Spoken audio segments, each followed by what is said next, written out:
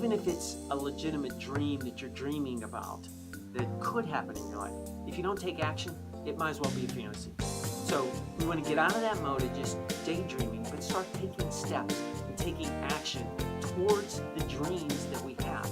So, hi, Dr. Dan here, the Hope Doctor, and I guide students to be smart about higher education and live a life that matters.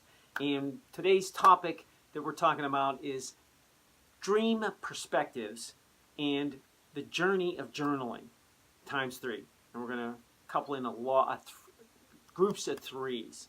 So we start this process out talking about perspectives, dream perspectives. Everybody knows about the sleep dreams. So there's the first perspective.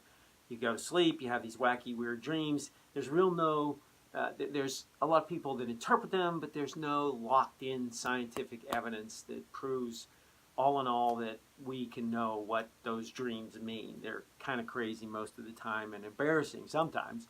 The second part would be we have this dream in our lives which most people are afraid to even express. They don't even want to talk about this dream because they think it's too stupid or nobody would ever believe them, and yeah, I just could never do it. I have all these obligations. That's the dream we're going to talk about. The third dream would be daydreaming. It's where somebody's staring right through you and they're somewhere else. You know they're not with you, but they're somewhere else. Now that's actually the battleground. If they're staring off into space thinking about that actual dream they have in their life, that's one thing. If they're just fantasizing over something that just is impossible, that's not a good thing. So you got to squelch that. But the problem is with that fantasy land, even if it's a legitimate dream that you're dreaming about that could happen in your life, if you don't take action, it might as well be a fantasy. So we want to get out of that mode of just daydreaming, but start taking steps and taking action towards the dreams that we have. So we want to start out with thinking about how you're doing this. Well, we do it through 3 positive statements. The father of positive psychology, Martin Seligman, recommended that we just write 3 positive statements down at the end of the day.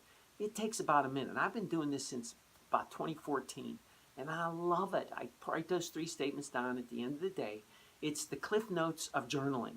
So you write that down, and now I've got a record of every day that's going on. And really, some days I'll go, I don't even know what I did. And it can go anything from the mundane to a fantastic thing. It could go from, yep, I did my swim today, to I completed a triathlon.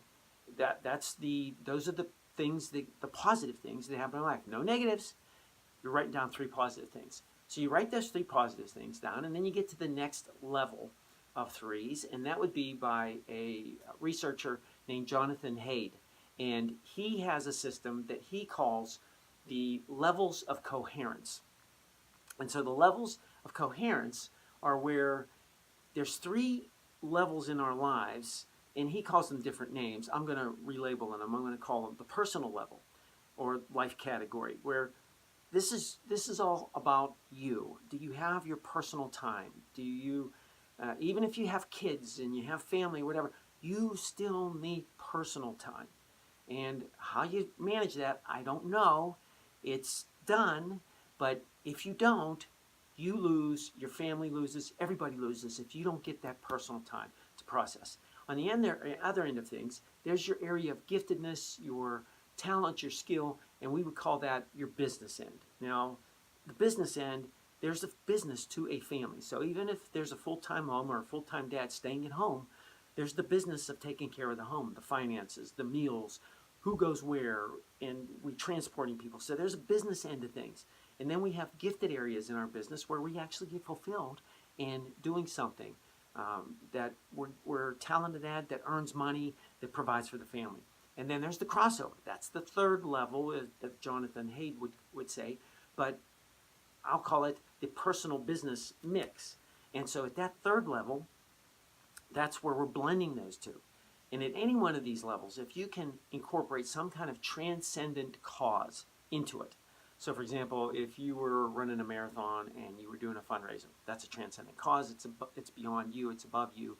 That's a good thing. You feel good about that. If your business is doing some philanthropic work as part of their corporate philosophy. That's a great thing. You get more meaning and derive more meaning out of that. So those are those three levels of coherence.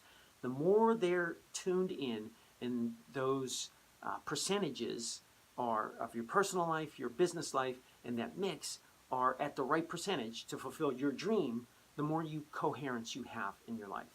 And so we go to the third level. The third level of the threes would be recording the events or experiences, qualifying these as events or experiences. These same three positive things, you're recording the experience. It could be an aha moment, an epiphany, a revelational moment that was just so unique and so cool that it really did this big change in your life and had an aha moment. It might not mean anything to anybody else, but it means a lot to you. Another one would be a key event. That would be that marathon that you completed, or that degree that you completed, the class, whatever event in your life. There's some tangible event. Your son graduated. There's an event. It's a key event in your life. It's a positive thing. The third one would be just your thinking.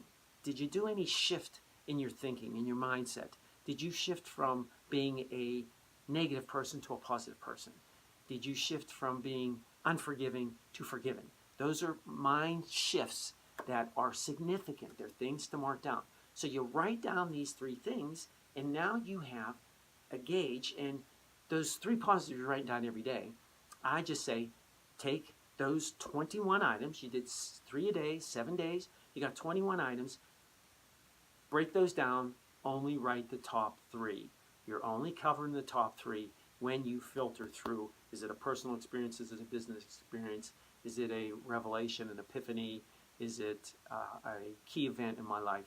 You do that, and now you have a real good idea of what's going on in your life, and you have it documented, especially if you're doing it electronically. You do it on a spreadsheet, and I'm working on something to make that really easy, an easy process for you.